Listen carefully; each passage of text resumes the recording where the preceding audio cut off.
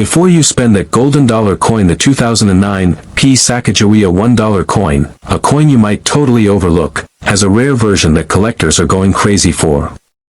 It's one of the most exciting and surprising modern coins ever made, and today I'm going to tell you how it happened, why it's so valuable, and how you might just have one sitting around without even knowing it. In 2009, the US Mint made a big change to the Sacagawea dollar. For the first time since the coin was introduced in 2000, they updated the design on the back.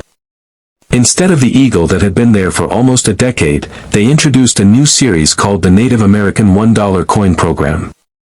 Every year starting in 2009, the back of the coin would honor a different Native American achievement or contribution to U.S. history. The front still had Sacagawea carrying her baby, but the back now showed a new design. For 2009, that design featured a Native American man planting seeds with a woman behind him, representing the Three Sisters method of agriculture: corn, beans, and squash, a traditional Native practice. It's a beautiful design and a meaningful one too. But even though millions were made, a small number of these coins became incredibly valuable due to some very special details and rare minting errors.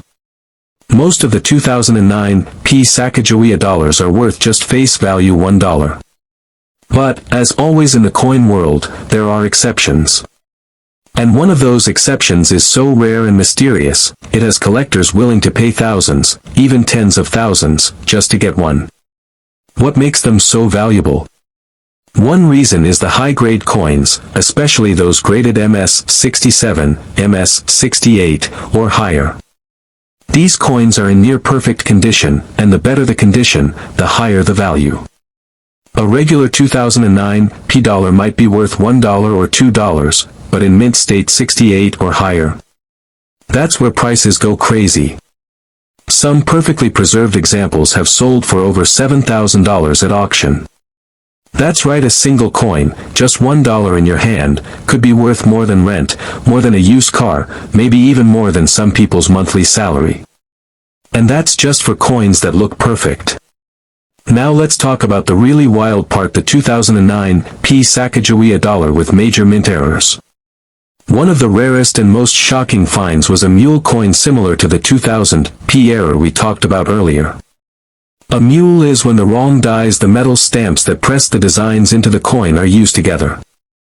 In some cases, coins were struck using a presidential dollar front with a Sacagawea reverse or other mismatched pairings. These are extremely rare and can sell for tens of thousands of dollars depending on condition, but that's not all. Some 2009 coins also have striking errors, like off-center strikes, double dies, or weak edge lettering. Remember, these coins were supposed to have the year, mint mark, and the words E pluribus unum and In God We Trust on the edge of the coin, not the front or back. If the edge lettering is missing, doubled, or looks strange, you might be holding an error coin worth hundreds or thousands of dollars. One missing edge letter error sold for around $3,000. Others with multiple edge errors have gone even higher. So why did all this happen in 2009? That year was kind of a wild time for the dollar coin series. The US Mint was making both Sacagawea and presidential dollars, and they were trying to push the new designs out quickly. With all that pressure, more mistakes slipped through. And for collectors, mistakes are often where the real treasure lies.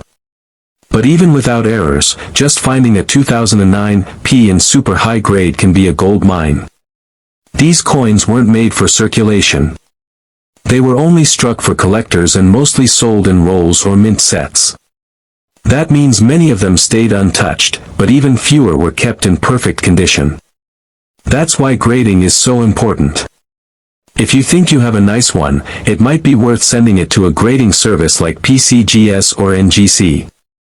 A grade of MS-67 or higher could turn your dollar into a few $1,000s, just like that. Now here's the best part. These coins are still out there. People don't always know what they have. They sell rolls online. They throw them into change jars. They leave them in drawers, in old coin folders, in boxes at garage sales. One of these rare 2009 P coins could be sitting in someone's collection right now, unnoticed, ungraded, and full of value.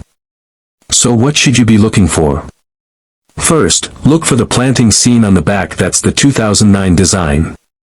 Next, check for the P mint mark, which means it was made in Philadelphia. Then, check the edge of the coin carefully. Make sure the lettering is all there, and see if anything looks off. If the edge has no writing or strange doubling, it could be an error. Finally, check the coin's surface. If it's super clean, shiny, and without scratches or dings, it might be a high-grade coin. That's where the money is. And remember, mule coins, off-metal strikes, double dies, and edge lettering mistakes can all turn a regular coin into a five-figure payday. Even the right normal coin, in the right condition, can easily bring you a few $1,000s. This isn't just fun, it's real money. So the next time you're looking through coins, don't skip those golden dollars. Especially the 2009 ones. Flip them over. Look at the edge. Check for mint marks. You never know, your next big find could be hiding in a handful of loose change. That's the magic of coin hunting.